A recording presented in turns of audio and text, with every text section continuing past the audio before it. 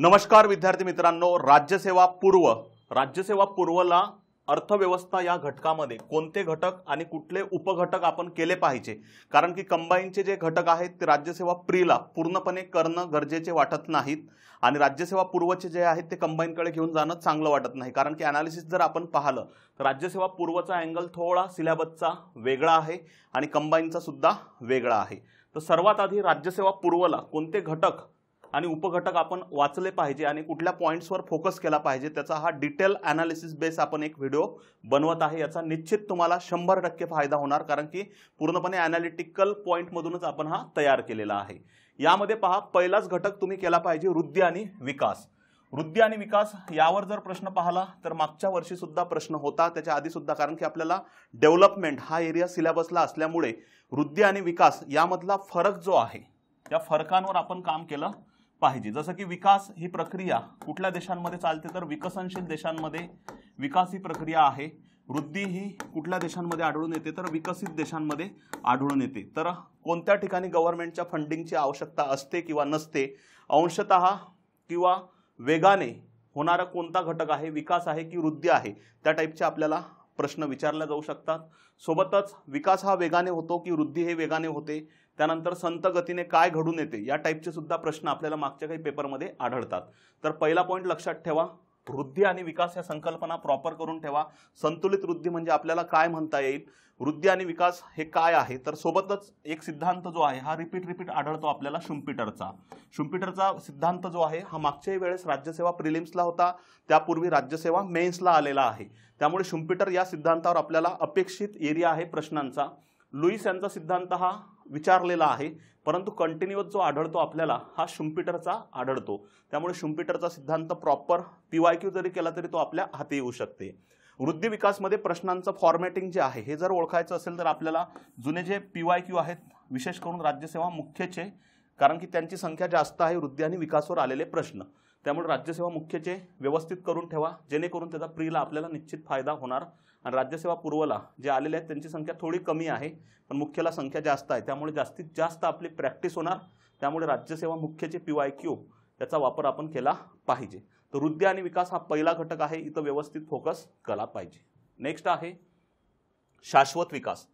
शाश्वत विकासामध्ये SDG sustainable development गोल आणि मिलेनियम डेव्हलपमेंट गोल, SDG आणि MDG हे जे निर्देशांक आहेत, हे निर्देशांक आपल्याला सरळ प्रश्न असतो खालीलपैकी कोणता MDG आहे किंवा नाही।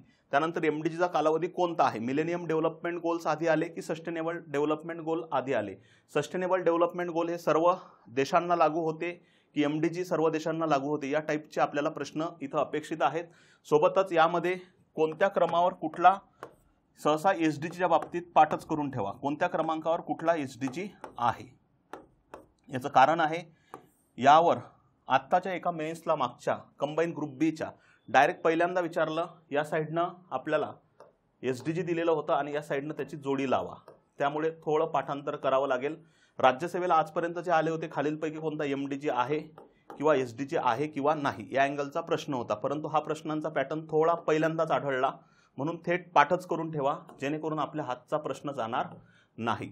सोबतच जे SDG निर्देशांक आहेत करंटमधले, करंट आकडेवारी विशेष करून मागच्या वर्षीची, त्यामध्ये भारताची रँक बाबतचा आणि सोबतच नीती आयोगाने जे काढलेले असतील त्याबाबतचे आपल्याला SDG संदर्भातील गुण आणि रँकिंग यावर सुद्धा काही जुन्या प्रश्नपत्रिकांमध्ये प्रश्न आढळतात। तर हे 2 पॉइंट प्रॉपर करून ठेवा। अपेक्षित प्रश्न इथं 2 प्रश्न बऱ्यापैकी येतात, ॲव्हरेज 1 किंवा 2, बऱ्यापैकी 2 प्रश्न आढळतात। ओके, नेक्स्ट, सोबतच ही जी PDF आहे, ही PDF आपण आपल्या टेलिग्राम चॅनल जे आहे स्वराज्य अकॅडमी यावर शेअर केलेली आहे, तर तिथून तुम्हाला हे काढून घेऊ शकता आणि त्याची झेरॉक्स सुद्धा करू शकता। गरिबी हा घटक सुद्धा आयोगाचा खूप आवडता आहे। गरिबीमध्ये कन्सेप्च्युअल बेस, सापेक्ष आणि निरपेक्ष यामधला फरक व्यवस्थित करून ठेवा। याच्यावर विशेष प्रश्न आढळत नाहीत पाहिजे तेवढे, परंतु फरक व्यवस्थित केला तर आपल्या देशामध्ये सर्व समित्यांनी हा जो भर दिला होता निरपेक्ष दारिद्र्य दूर करण्यावर दिला होता, कारण की आपल्या देशामध्ये कुठलं दारिद्र्य आढळते तर निरपेक्ष, जिथं की अन्न, वस्त्र, निवारा, आरोग्य आणि शिक्षण या मूलभूत गरजांची काय असते, कमतरता असते। तर त्याला आपण सिंगल डायमेन्शन म्हणू की मल्टी, तर मल्टी डायमेन्शन, तर याबाबत सापेक्ष आणि निरपेक्ष यामधला फरक, याबाबत असलेले तज्ज्ञ लोक, सापेक्ष गरिबीबाबत असलेले तज्ज्ञ लोक जसे की कोरेडो गिनी आहे, मॅक्स लॉरेंज, गॅब्रियल पाल्मा, हे जे लोक आहेत हे कशाबाबत आहेत? सापेक्ष दारिद्र्याबाबत आहेत. निरपेक्ष बाबत जे भारतातील महत्त्वाच्या समित्या आहेत या व्यतिरिक्त पीटर टाउनबेंड वगैरे असतील, हे नाव व्यवस्थित लक्षात ठेवा, म्हणजे एखाद्या वेळेस आपल्याला आउट ऑफ असा जर प्रश्न विचारला तर आपल्याला आला पाहिजे. त्यानंतर रॅग्नर नर्क्स यांनी सांगितलेलं दारिद्र्याचं दृष्टचक्र ही संकल्पना सुद्धा व्यवस्थित करून ठेवा. कोणी सांगितलेली आहे? रॅग्नर नर्क्स. याच्यावर प्रश्न आढळतात. या व्यतिरिक्त गिनी गुणांक काय आहे, ही संकल्पना काय आहे? गिनी गुणांक बरोबर 1 आणि गिनी गुणांक बरोबर 0, 0 कडून 1 कडे जाताना काय बदल दिसून येतात, त्या अँगलचा एरिया इथं कव्हर करणं गरजेचं आहे. ह्युमन पॉवर्टी इंडेक्स जो आहे 1997चा, त्याची जागा जी घेतलेली आहे MPI ने, मल्टी डायमेन्शन पॉवर्टी इंडेक्स, कधी घेतलेली आहे? 2010ला. तर MPI बाबत करंट MPI निर्देशांक असेल, सोबत MPI चे आयाम जे 3 आहेत, आरोग्य, शिक्षण आणि राहणीमान दर्जा, तो भाग व्यवस्थित करा. MPI ची सुरुवात कधीपासून झाली? 2010 पासून झालेली आहे. MPI मध्ये आयाम किती आहेत? सहसा निर्देशांक जे आहेत त्याचे जवळपास 10 आहेत. निर्देशांक किती आहेत? 10. यावर विशेष प्रश्न इथं आढळत नाहीत. त्यामुळे ह्युमन पॉवर्टी इंडेक्स आणि MPI हे दोन्ही पॉईंट व्यवस्थित करा आणि करंट MPI करणं गरजेचं आहे. नेक्स्ट आहे गरिबीबाबत असलेल्या समित्या. आता समित्या जर म्हटलं आपण तर PD ओझा पासून अतिशय महत्त्वाच्या समित्या आहेत. PD ओझा, गौरव दत्ता आणि मार्टिन, त्यानंतर लकडावाला. या व्यतिरिक्त जी समिती आहे YK अलग, तेंडुलकर आणि C रंगराजन, या समित्या खूप व्यवस्थित करून ठेवा. आणि मुख्य भर जो आहे, म्हणजे पाठांतर जर डिटेल आकडेवारी करायची असेल तर या दोघांची करा, तेंडुलकर समिती आणि C रंगराजन. तेंडुलकर यांच्या बाबतीतली जी आकडेवारी आहे विशेष करून 2009च्या दरम्यानची आणि C रंगराजन यांची 11-12च्या दरम्यानची, ही आकडेवारी डिटेल पाठ केलेली असणं गरजेचं आहे. तर गरिबीबाबत समित्या करणं आपल्याला गरजेचं आहे. त्याच्यावर अपेक्षित प्रश्न वाटतो 1. गरिबी निर्मूलनाबाबतच्या योजना, योजना ह्या अतिशय महत्त्वाच्या आहेत प्रिलिम्सला आपल्याला. त्यात योजना किती करायच्या याला थोड्या मर्यादा येतात. तर सर्वात पहिल्या योजना ज्या करून ठेवायच्या त्या अन्नाबाबतच्या योजना करा.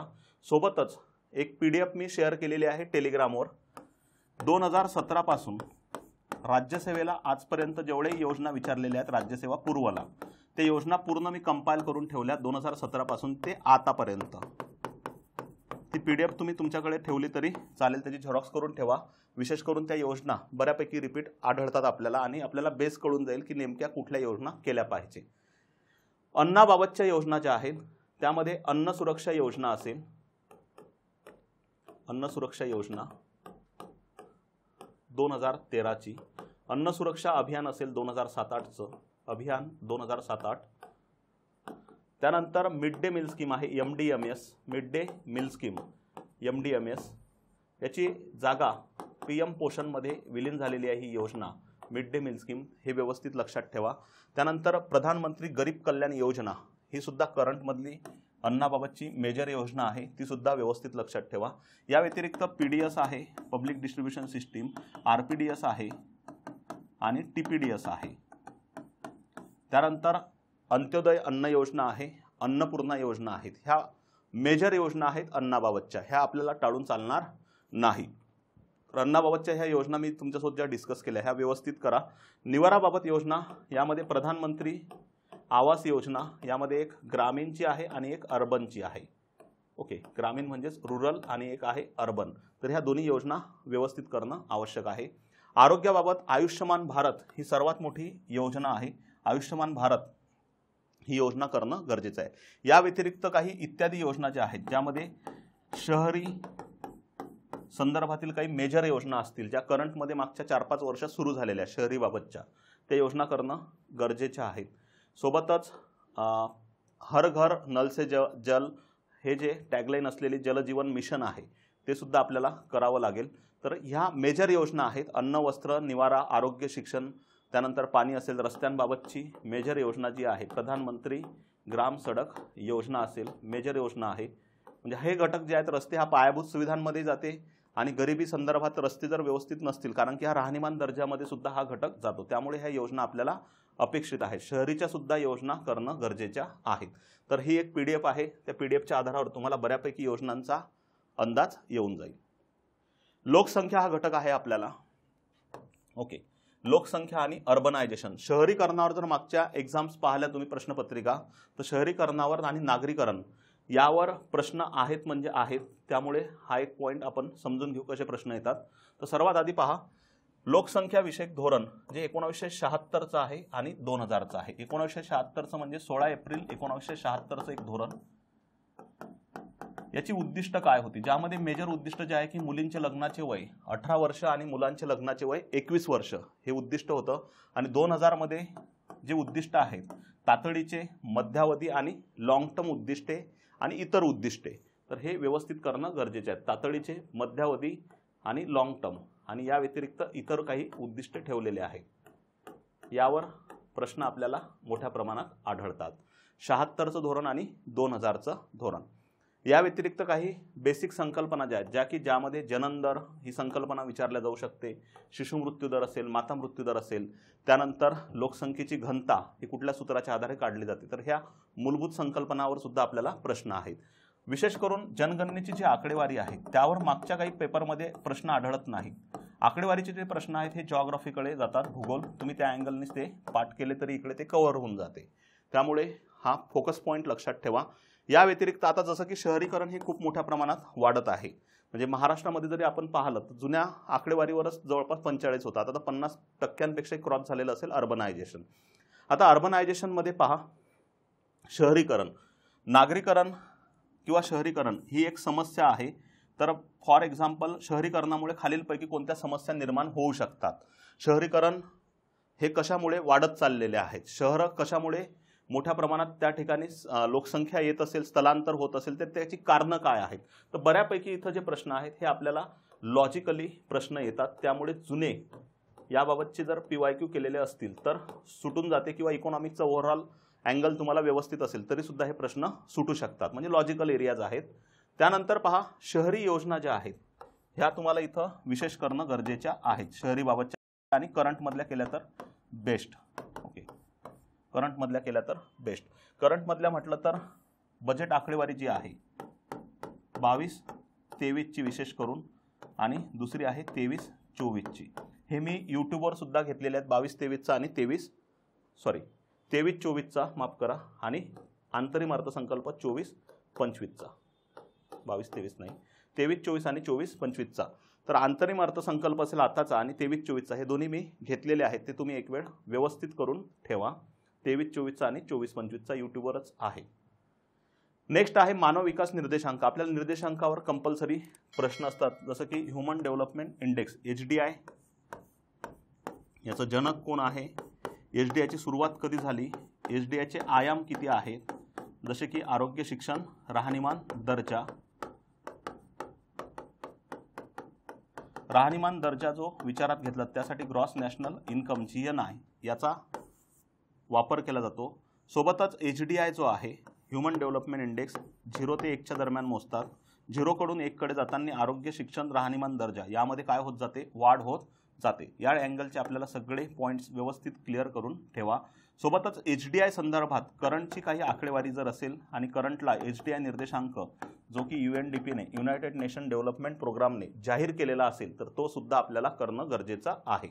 या व्यतिरिक्त inequality human development index, multi dimensional poverty index हा अतिशय महत्त्वाचा. त्यानंतर जेंडर इनइक्वॅलिटी इंडेक्स हा सुद्धा अतिशय महत्त्वाचा आहे. HDI, MPI आणि GII यांच्यावर प्रश्नांची संख्या ही खूप मोठ्या प्रमाणात आपल्याला आढळते जुन्या पेपरमध्ये. GDIवर जेंडर डेव्हलपमेंट इंडेक्स हे वाचून सोडून दिलं तरी चालेल. ISDI आणि GDI एक वेळ वाचलं आणि व्यवस्थित समजून घेतलं तरी चालेल, पण जास्तीत जास्त रिव्हिजन जी आहे HDI, MPI आणि GII जेंडर इनइक्वॅलिटी इंडेक्स यावर करणं आवश्यक आहे. त्यानंतर आहे पंचवार्षिक योजना. आता पंचवार्षिक योजना त्या पद्धतीच्या प्रश्न मागच्या काही एक्झाम्समध्ये आढळत नाहीत, जे की जुन्या पॅटर्नचे प्रश्न होते. तसे प्रश्न आपल्याला सहसा आढळत नाही, की जसं की SBI ॲक्ट हा कुठल्या पंचवार्षिक योजनेत आणण्यात आला वगैरे, अशा टाईपचे प्रश्न आपल्याला आढळत नाहीत. जसं की भारतामध्ये पंचवार्षिक योजनांचे खालीलपैकी कोणते घटक आहे? जसं की मागच्या वेळेस दिलेलं होतं की त्यामध्ये प्रतिमान असेल, उद्दिष्टे, मुख्य भर, त्यामध्ये वेगवेगळे त्यांचे अँगल्स विचारले त्यांनी, असे आकडेवारीवर नव्हतं, लॉजिकल प्रश्न होता. त्यामुळे पंचवार्षिक योजना करताना मुख्य भर जे आहे त्याचे उद्दिष्ट, प्रतिमान व्यवस्थित करा, पण लॉजिकल प्रश्न सुटेल एवढं आपण त्याला कन्सेप्च्युअल समजून घ्या, नुसता रट्टा मारून चालणार नाही, जे की मागच्या पेपरच्या आधारावर आपल्याला कळते. पंचवार्षिक योजना सर्वच करणे गरजेचे आहेत, परंतु विशेष भर जो आहे हा 10, 11 आणि 12वर दिला पाहिजे. 10वी, 11वी आणि 12वी. मधातल्या काळात 11वी, 12वीचे शीर्षक जे आहेत किंवा तिचे उद्दिष्ट जे ठेवले जाते किंवा मुख्य भर, जलद, शाश्वत, अधिक समावेशक वृद्धी वगैरे अशा पॉईंट्स जे आहेत बऱ्यापैकी प्रश्न आढळतात. परंतु आता जे आहेत थोडे लॉजिकल प्रश्न आहेत, त्यामुळे सर्वच पंचवार्षिक योजना व्यवस्थित एक वेळ नजरेखालून जाऊ द्या. इथं आपल्याला अपेक्षित एरिया आहे प्रश्नांसाठी. नेक्स्ट आहे नियोजन आयोग. आता नियोजन आयोगामध्ये खूप डिटेल जाण्याची गरज नाही. नियोजन आयोगाची स्थापना जसं की 15 मार्च 1950 ला आहे. त्यासोबतच नियोजन आयोगाची जागा नीती आयोगाने कधी घेतलेली आहे? NITI Aayog national institution for transforming for India, जे की 1 जानेवारी 2015चा आहे. नीती आयोगाचं काम काय आहे? कुठल्या प्रकारचं नियोजन इथं तयार केलं जाते? तर नियोजन आयोग आणि नीती आयोग, राष्ट्रीय विकास परिषद सहसा राज्यसेवा पूर्वला सहसा आलेली आढळत नाही, पण एका लिंकमध्ये आहे, त्यामुळे वाचून घेतलं तर बेस्ट. आणि मित्रा हे जे की महाराष्ट्र सरकारने आणलेली आहे नीती आयोगाला पॅरलली संस्था, तर ही तुम्ही करंटमध्ये सुद्धा वाचलेली असेल. ओके, तर पंचवार्षिक योजना या अँगलने आपल्याला जाणं गरजेचं आहे. नेक्स्ट आहे बेरोजगारी. बेरोजगारीवर सुद्धा खूप मेजर प्रश्न आहेत का? तर अजिबात नाही. तर बेरोजगारी संदर्भात बेरोजगारीचे जे प्रकार आहेत छुपी आणि संरचनात्मक, ह्या 2 प्रकार व्यवस्थित करा. बेरोजगारी निर्मूलनाचे घटक जे आहेत ज्यामध्ये रोजगार हमी योजना असेल, नरेगा ॲक्ट, स्वर्ण जयंती ग्राम, स्वर्ण जयंती शहरी योजना असेल, नेहरू रोजगार योजना, जवाहर रोजगार योजना, ज्या विशेष करून 5 इयर प्लॅनमध्येच कव्हर होतात, त्यामुळे इथं वेगळं काही करण्याची आवश्यकता भासत नाही. तसेच गव्हर्नमेंटची बेरोजगारीची जी आकडेवारी कंटिन्यू येत राहते, आपण टेलिग्राम चॅनलवर सुद्धा मी शेअर करत राहतो, अशी आकडेवारी सुद्धा प्रॉपर केलेली बेस्ट असेल. कारण की मागच्या एका मेन्सला ग्रुप बीच्या विशेष करून तिथं ती आकडेवारीची तुलनात्मक भाग विचारला होता. सहसा गव्हर्नमेंटचा डेटाच्या बाबतीत पण एक पॉईंट सांगून देतो. गव्हर्नमेंट कधीच सांगणार नाही की भारतामध्ये बेरोजगारी वाढली. मागचा डेटा सांगत असेल 5%ने होती बेरोजगारीचा दर, तर इथं तुम्हाला 6% नाही दिसणार, इथं तुम्हाला 4% दिसेल. म्हणजे हा लॉजिकल एरिया किंवा हा अप्रोच तुमचा जर क्लिअर असेल तर बऱ्यापैकी ते सुद्धा प्रश्न सुटतात. म्हणजे तिथं तुम्हाला आकडेवारी माहीतच असली पाहिजे असं नाही. नेक्स्ट आहे बँकिंग. आता बँकिंग, कोर बँकिंग आपल्याला नाही आहे, तर आपल्याला बँकिंग संदर्भात एक वित्तीय समावेशन सिलेबसमध्ये एक घटक दिलेला आहे. तर बँकिंगमध्ये जनधन योजना जी आहे ही आयोगाची राज्यसेवा पूर्वसाठी विशेष करून अतिशय आवडती योजना आहे जनधन. आता जनधनमध्ये जनधनचं उद्दिष्ट काय आहे? जसं की वित्तीय समावेशन आहे, वित्तीय समावेशन. त्यानंतर जनधनचं शीर्षक स्लोगन आहे मेरा खाता भाग्यविधाता. जनधनची सुरुवात कधी झाली? 28 ऑगस्ट 2014ला झालेली आहे. त्यानंतर जनधन ही जी योजना आहे ही वित्तीय समावेशनासाठी सुरू केलेली योजना आहे. आता जनधनबाबत विमा जो आहे हा प्रोव्हाइड केला जातो, ज्यामध्ये विशेष करून लाईफ इन्शुरन्स आहे आणि ॲक्सिडेंटल इन्शुरन्स आहे. ओके, 2 लाख रुपयापर्यंत संदर्भातील ॲक्सिडेंटल इन्शुरन्स आणि 30,000 रुपयापर्यंत लाईफ इन्शुरन्स.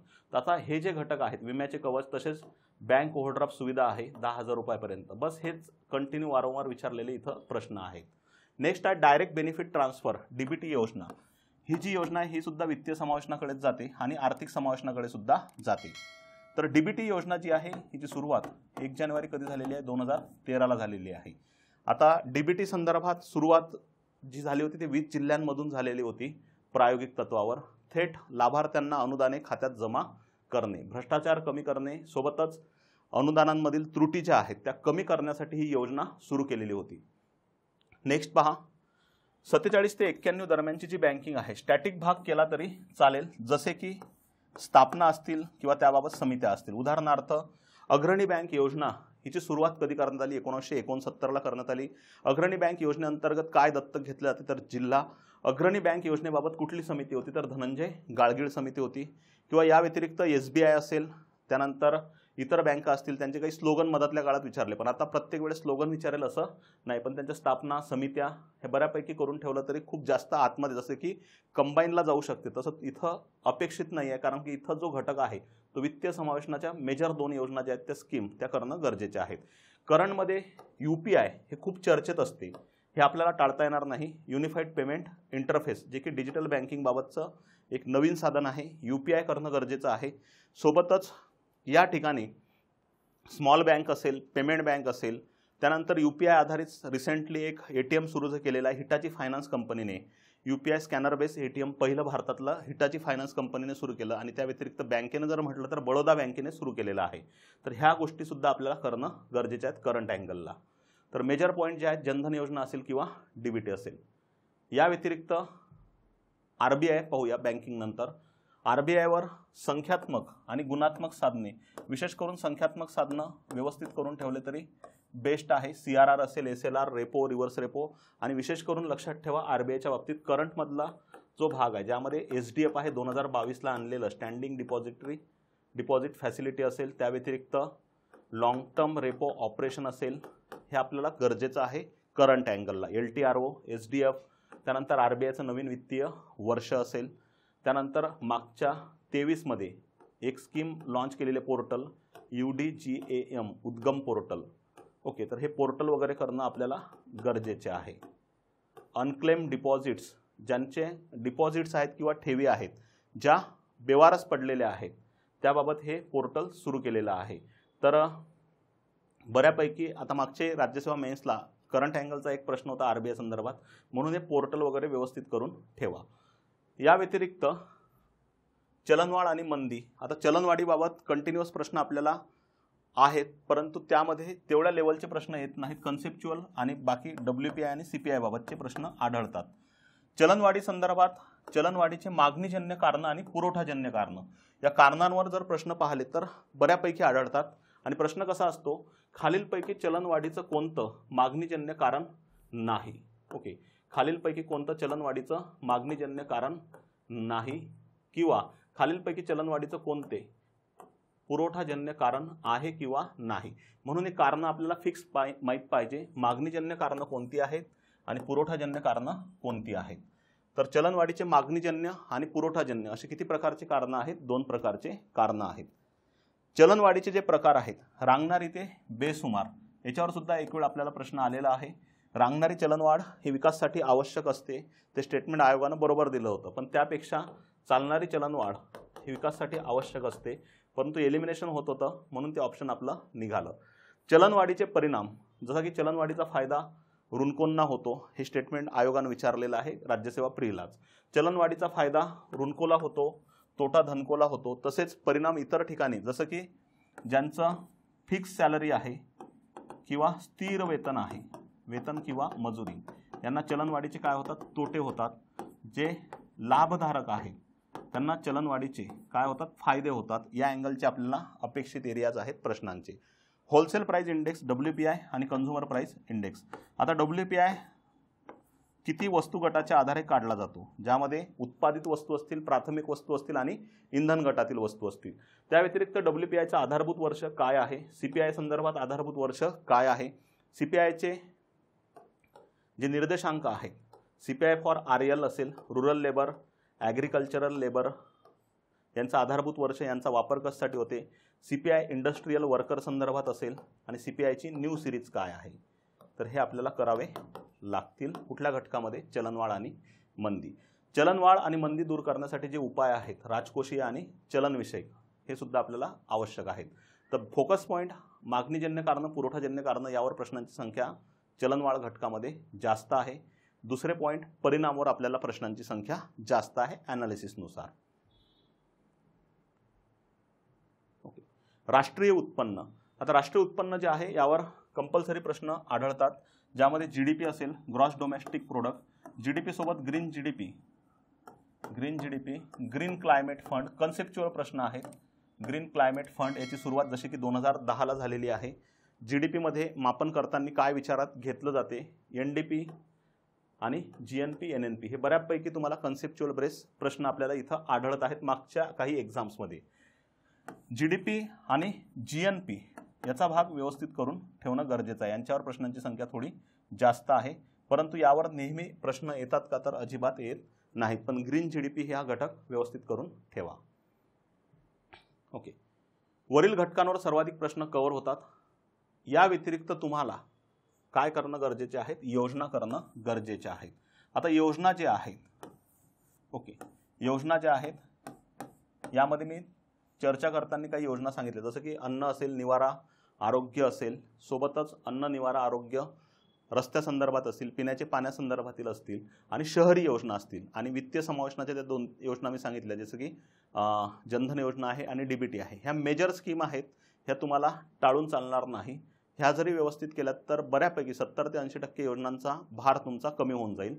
या व्यतिरिक्त बजेटमध्ये ज्या योजना अनाऊन्स केल्या जातात, जसं की PM किसान आहे, मागच्या काही वर्षाआधी विचारलेली PM किसान असेल जाहीर केलेली. त्या व्यतिरिक्त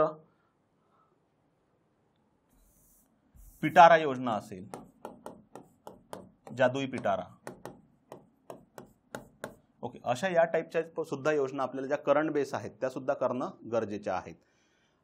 यासोबतच जर वेळ मिळाला तर कर, सार्वजनिक वित्त, व्यापार, उद्योग यांचे चॅप्टर केले तरी चालतील, PYQच्या आधारावर केले तरी चालतील, पण ओझर ते केले तर बेस्ट आहे. आता इथं खूप जास्त तुम्हाला डोकं लावून काम करण्याची आवश्यकता नाही. आता कर आणि सार्वजनिक वित्तामध्ये जर पाहिलं तर वित्त आयोग हा करंटमध्ये आपण वाचायला पाहिजे. आता हा काही आपला कोर सिलेबसचा घटक नाही आहे, पण वित्त आयोगावर यापूर्वी एक वेळ प्रश्न आला, जेव्हा 15वा वित्त आयोग याची स्ट्रक्चर झालं होतं, त्याची रचना यावर आयोगानं प्रश्न विचारला. जसं की वित्त आयोग आता अध्यक्ष कोण आहे, जे की 16वे वित्त आयोग आहे, त्याचे सचिव कोण आहेत, त्याचे सदस्य कोण आहेत, हे आपल्याला अपेक्षित एरिया वाटतो की जो करंट बेस आहे. म्हणजे आपल्याला कोर जो भाग आहे तो वरचाच भाग आहे पूर्णपणे. कोर जिथं की प्रश्न येतो म्हणजे येतोच. या व्यतिरिक्त करंटमध्ये असे जे पॉईंट्स आहेत हे आपल्याला करावे लागतील. सार्वजनिक वित्त यामध्ये तुम्ही अर्थसंकल्प करून ठेवणं गरजेचं आहे. आणि सार्वजनिक वित्त कोर जो आहे त्या कोर सार्वजनिक वित्तावर प्रिलिम्सला जास्त प्रश्न आढळत नाहीत. म्हणजे एखाद्या वेळेस विचारले असेल राजकोषीय तूट किंवा तूट संदर्भात तर ठीक आहे, परंतु असं कंटिन्युअस तिथं प्रश्न आहे का? जसं की आपल्या कंबाईन एक्झामला कर आणि सार्वजनिक वित्त जर बघितलं तर ॲव्हरेज 5 ते 6 प्रश्न असतात, पण इथं तसं कधी होत नाही. त्यामुळे हे वेळ मिळाला आधी हे फोकस पॉईंट आधी करणे, नंतर वेळ मिळाल्यानंतर इकडे तुम्ही थोडा फोकस वाढवणे. पण इथं खूप जास्त वेळ देऊ नका. हे वन टाइम रीडिंग करून जर आधी व्यवस्थित केलेलं असेल तर हे सुद्धा कव्हर होऊन जाते. पण आताच जर कव्हर केलं तर त्याचा कंबाईन प्रिलिम्स जर देणार असणार त्याला सुद्धा फायदा होऊ शकतो. ओके, तर हे जे घटक आहेत सर्व पूर्णपणे ॲनालिसिसच्या आधारावर आपण तयार केलेले आहेत. यामध्ये जर टॉपिक पाहिले, फोकस पॉईंट, महत्त्वाच्या योजना, या व्यतिरिक्त राष्ट्रीय उत्पन्न हा घटक, RBI, चलनवाढ आणि मंदी, बँकिंगमध्ये योजना आणि वित्तीय समावेशनाचा भाग जास्त करणे, बेरोजगारी, पंचवार्षिक योजना कंपल्सरी, मानव विकास कंपल्सरी, लोकसंख्या शहरीकरण, गरिबी, त्यानंतर शाश्वत विकास, वृद्धी आणि विकास, हे जे घटक आहेत हे चांगले करून ठेवा. तुम्ही PYQ जरी बघितले आणि PYQसाठी तुम्हाला चांगले ॲनालिसिस पुस्तक सुद्धा आहेत ते सुद्धा तुम्ही सोबत ठेवा, जेणेकरून त्याचा फायदा आपल्याला ॲनालिसिससाठी सुद्धा होऊ शकतो. या ठिकाणी आपण थांबूया. Thank you so much. सोबतच याची PDF टेलिग्रामवर शेअर केलेली आहे, स्वराज्य अकॅडमी. या व्यतिरिक्त आता जोपर्यंत तुमची एक्झाम आहे तोपर्यंत तुम्हाला यूट्यूबवर मी नेहमीच भेटत राहणार. म्हणजे असं उगाच संत काळ आहे आणि तिथं कुठलेही व्हिडिओ टाकत राहणे याचा तुम्हालाही पण काही फायदा होत नाही आणि त्याचा विशेष करून अभ्यासामध्ये काही आउटपुट निघत नाही. त्यामुळे आता जो काळ आहे बऱ्यापैकी आपल्याला गरज आहे. त्यामुळे आता आपण इथून कंटिन्यू या टॉपिक्स असतील किंवा करंट टॉपिक्स असतील किंवा जसं की SDG निर्देशांक असतील करंटचे ते सुद्धा आपण कव्हर करणार आहे. या ठिकाणी थांबूया. Thank you so much.